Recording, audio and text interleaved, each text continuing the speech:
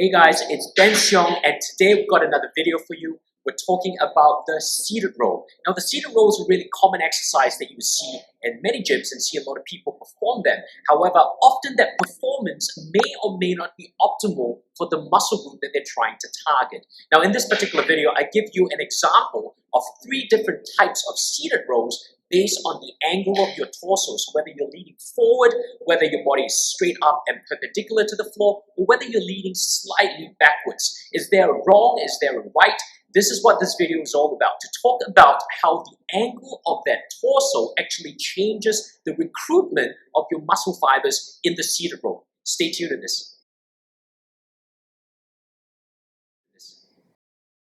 In this first movement, it is a body leaned forward seated row. This movement is also called a body composition row. The reason why being is because the range of movement in this row is the largest of the 3 movements.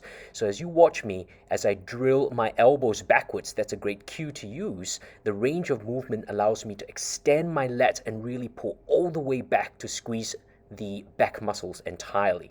So the biggest range of movement is in the body lean forward seated row. In this second position, my body is in a perpendicular fashion to the floor.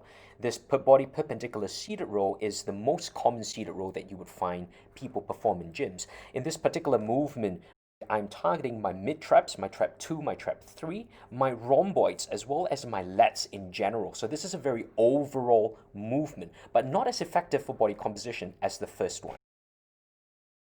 The last variation is when my body leans backwards slightly, probably at an angle of 15 degrees.